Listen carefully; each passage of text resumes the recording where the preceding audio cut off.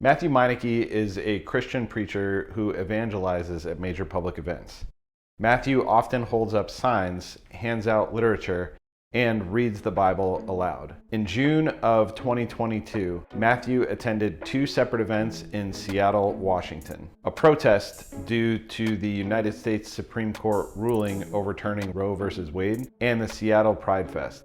Matthew ended up being placed under arrest by the Seattle Police Department at both functions.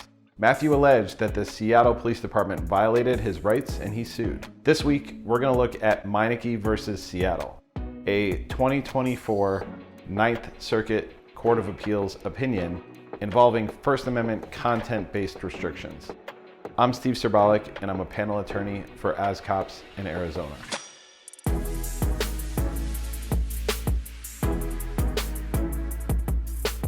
During the Roe v. Wade protest, protesters surrounded Matthew and they took his Bible from his hands. After he retrieved a new Bible, the protesters, described in the Seattle police report as Antifa, ripped pages from this new Bible. The protesters physically picked Matthew up and carried him across the street and dropped him on the pavement. Matthew returned to his original spot and continued reading. Protesters continued to assault Matthew. They knocked him to the ground and took his shoes. When Seattle police intervened, and although the reports acknowledged that Matthew was assaulted by the protesters, no action was taken by the police against the protesters. Instead, the officer demanded that Matthew move away from where he was reading. Matthew refused, as he was in a public place, which was accessible at the time to everyone. Matthew was placed under arrest for obstruction under Seattle's municipal code. That ordinance says, quote, "A person is guilty of obstructing a police officer if, with knowledge that the person obstructed is a police officer, he or she intentionally refuses to cease an activity or behavior that creates a risk of injury to any person when ordered to do so by a police officer," end quote. Matthew wasn't booked, but was held at the precinct until the protests were over. Then he was released. 2 days later, at a public park, Matthew attended Seattle's Pridefest. Matthew, dressed in a shirt and tie, entered the park around noon and began to read from the Bible in a conversational tone. Pridefest attendees noticed Matthew and began dancing around him and holding up flags to keep people from seeing him. Attendees stood close to Matthew and howled and barked like dogs, mocking Matthew as he read.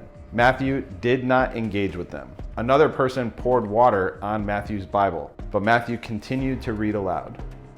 Eventually, enough people had gathered around Matthew that it attracted the attention of about 10 Seattle police officers. The officers asked Matthew to, quote, "move to a public area located outside the park," end quote. Matthew refused and continued to read from the Bible. Attendees shouted at officers to remove Matthew. The officers told Matthew that they were imposing a time, place, and manner restriction on him and ordered Matthew to leave. Sir, we are if you do not come to a Jesus, reasonable you will time, not place, be and manner saved. standard on you.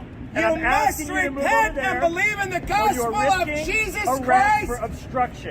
Matthew refused. The officers told Matthew that he was posing a risk to public safety and again demanded that he leave. Matthew refused. The officers arrested Matthew for obstruction, and this time they booked him. At his hearing, the city informed Matthew that it was not pursuing charges at that time, but that it could bring up charges for the incident at a later time. Matthew sued. He asked the courts to stop the Seattle Police Department from enforcing what they were calling time, place, and manner restrictions, and arresting him for obstruction, in order to eliminate protected speech in a public place, whenever they believe individuals who don't like the speech will act hostile to it. The United States District Court denied the request. They said there was no indication that the officers acted based on the content of Matthew's speech. They also said that officers did not act to silence Matthew, and they did not evict or banish him from the public places. The Ninth Circuit Court of Appeals disagreed. The Ninth Circuit held that the city only acted because of a heckler's veto. For context, a typical heckler's veto case is one where the government silences particular speech or a particular speaker due to a disorderly or violent reaction of the audience. In other words, the reaction of the crowd causes the government to stop the speech. Although the city of Seattle argued against this, saying the officers only sought to impose time, place, or manner restrictions, even the officers in the video can be heard discussing the heckler's veto concept. The Ninth Circuit, hilariously, in my opinion, responded by saying, quote, "Incanting the words time, place, and manner over a content-based restriction does not transmute it into one that is content neutral," end quote. So, in the end, the Ninth Circuit reversed the decision and ordered Matthew's request be granted.